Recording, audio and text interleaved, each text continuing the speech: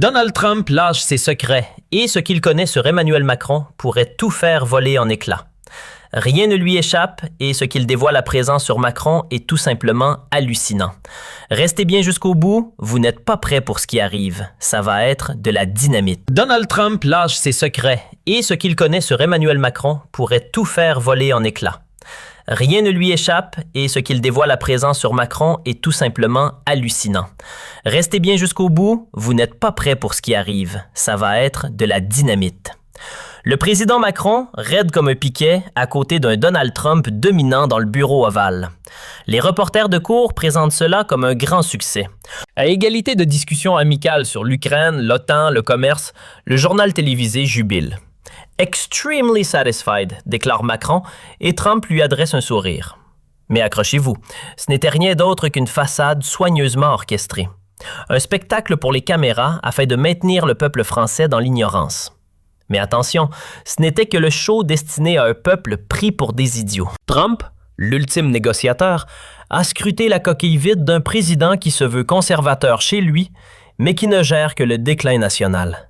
Macron parle de déportation, de sécurisation des frontières, de valeurs conservatrices. Mais où sont les actes concrets? Au lieu de cela, des milliards pour des hébergements d'asile, des frontières ouvertes, et le RN est qualifié d'extrême droite radicale, juste parce qu'il dit la vérité. Trump observe tout cela et se moque en silence. Trump a affirmé ici qu'il est pleinement informé des problèmes de la France et que cela doit changer au plus vite. Regardez le ministre de l'Intérieur, Gérald Darmanin.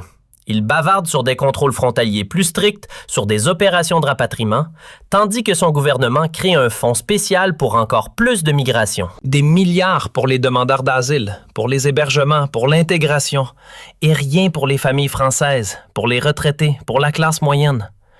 C'est la moquerie pure de chaque citoyen qui travaille dur et paie ses impôts. Et que fait Darmanin?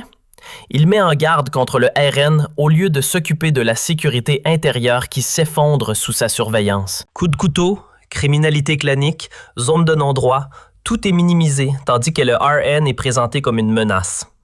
Trump est entre-temps également informé des déclarations publiques de certains socialistes qualifiant l'ensemble du RN de nazi. De telles déclarations n'ont rien à faire dans un débat politique. Comment peut-on parler ainsi du parti le plus fort du pays actuellement? Le RN n'est pas un groupe marginal, c'est la voix de millions, et on les qualifie de nazis. Ce n'est pas seulement de mauvais goût, c'est une attaque contre la démocratie elle-même. Trump est furieux contre la France et réagit à sa manière. Un coup qui fait mal. Pas de long discours, pas de phrases diplomatiques, mais des conséquences sévères. Le gouvernement des USA impose officiellement des sanctions étendues contre des entreprises énergétiques russes. En réalité, c'est la France qui est visée. Ce n'est pas un hasard, c'est un calcul. Toucher les filiales françaises comme celle de Gazprom, des raffineries à Dunkerque, des connexions commerciales qui assurent une grande partie de l'approvisionnement énergétique. Du jour au lendemain, les chaînes d'approvisionnement s'effondrent, les prix du pétrole explosent, les actions chutent. Paris est paralysé. La bourse de Paris vacille. Le CAC 40 perd 8% en un jour. Une catastrophe. Bruxelles gibile encore un peu, croyant à un signal contre Moscou, mais rapidement il devient clair que ces sanctions ne frappent pas la Russie, mais la République française elle-même. La raffinerie à Dunkerque s'arrête, les stations-service sont vides, les prix du fioul s'envolent, et qui souffre? Le citoyen ordinaire, le pendulaire, la famille qui ne peut plus payer ses factures. Particulièrement brûlant, selon Marine Le Pen, le gouvernement des USA est parfaitement informé de la classification du RN par les services de renseignement. Elle a discuté avec des représentants de haut rang de l'administration Trump, dont V et le sénateur Marco Rubio. Les deux seraient alarmés par la répression des voix d'opposition en France. V aurait déclaré que si un gouvernement classe sa propre opposition comme extrémiste avérée juste parce qu'elle critique la migration, alors ce n'est plus une démocratie, c'est un système autoritaire.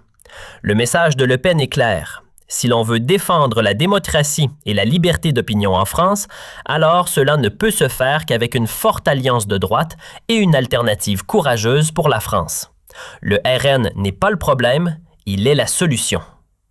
J.D. Vance dans la même veine. Vance parle de la chute de l'Europe, de l'échec du gouvernement français, de vérités inconfortables qui ne peuvent plus être réprimées. Musk tweet « La France interdit les opinions libres et appelle cela démocratie. Réveillez-vous ». Les deux voient dans le RN un mouvement qui lutte pour la souveraineté, la liberté et la protection des citoyens. Exactement comme le mouvement MAGA aux USA. Pourquoi Le Pen est-elle si dangereuse pour les élites? Parce qu'elle exprime ce que beaucoup pensent, mais n'osent pas dire à voix haute. Elle parle de la crise de la migration, de la perte de l'identité nationale, des conséquences économiques de l'idéologie verte, et elle le fait sans craindre les répercussions.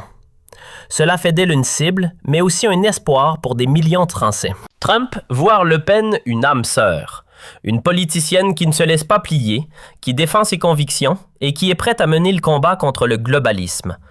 En Île-de-France, les dernières centrales nucléaires sont menacées de fermeture. En Provence, des pénuries d'énergie se profilent. Des petites et moyennes entreprises déposent les bilans. Même à l'Élysée, c'est la consternation. Des fonctionnaires rapportent anonymement un choc sans avertissement. Bloomberg indique que Washington a délibérément renoncé à toute consultation. On voulait envoyer un signal, et ce signal signifie que la patience est à bout. Macron tente frénétiquement de redresser la situation. Il appelle la Maison-Blanche, mais personne ne décroche. Il envoie des courriers diplomatiques. Aucune réponse. Même via l'ambassade française, pas de retour. Les USA restent silencieux, et ce silence vaut plus que n'importe quelle déclaration. C'est un mot de pouvoir, un ultimatum sans parole. Trump observe la situation en France avec une précision glaciale. Il sait que la France n'est pas son ennemi, mais que c'est le gouvernement qui dirige le pays qui l'est. Pour lui, la Macronie est devenue le symbole du déclin moral de l'Europe. Un parti qui préfère obéir à Bruxelles plutôt qu'à son propre peuple. Il parle de valeurs, mais entend contrôle. Il parle de liberté, mais entend censure. J.D. Vance le dit à la télévision. L'Europe est devenue un musée. On peut regarder la liberté, mais on ne peut plus la toucher. À Paris, c'est l'état d'urgence. Mais pendant que la panique s'amplifie, autre chose croît également. L'espoir chez ceux qui n'avaient plus de voix depuis des années. Des mouvements patriotiques dans toute l'Europe célèbrent le virage de Trump. Enfin, quelqu'un écoute le peuple, dit-on en Hongrie, en Italie, en Pologne. Les républicains souhaitent une nouvelle Europe sans bureaucrates, sans firewall, sans censure. Et la France se trouve au centre de ce changement. Trump n'a pas adressé d'ultimatum à Macron, il l'a exécuté. Les USA ne dialoguent plus avec la Macronie, ils parlent avec le RN, Le Pen, Bardella, Zemmour. Les personnes qui ont été diffamées en France sont soudain en discussion avec des sénateurs républicains. Pas en secret, pas caché, mais ouvertement. Une autre situation incroyable dont Donald Trump est parfaitement informé concerne le traitement réservé au président français François Hollande lors de sa victoire électorale de l'époque. Alors que presque tous les chefs d'État et de gouvernement du monde ont au moins formellement félicité Trump, Hollande a décidé consciemment de ne pas le faire. Un affront diplomatique. Mais ce n'est pas tout. Au lieu d'une félicitation, Hollande a même publiquement qualifié le nouveau président des USA de prédicateur de haine. Il faut l'imaginer clairement. Le plus haut représentant de la France diffame le président démocratiquement élu des États-Unis. Un procédé qui a provoqué des secousses de tête dans le monde entier et a encore aggravé les relations tendues entre Paris et Washington. La question n'est pas de savoir si Trump soutient le RN, mais si la France peut encore se qualifier de démocratie lorsqu'elle combat si massivement son opposition. Les mots de Trump tracent une ligne de front idéologique qui traverse tout l'Occident. D'un côté, des gouvernements comme le gouvernement français qui justifient la censure, la surveillance et l'intimidation judiciaire au nom de la démocratie et de la lutte contre l'extrémisme. De l'autre côté, grandit un mouvement conservateur, des USA à la Hongrie jusqu'à la France, qui estiment que les démocraties libérales ont dévié de leur voie. Alors qu'en pensez-vous? Êtes-vous d'accord avec Trump? La France est-elle à un tournant?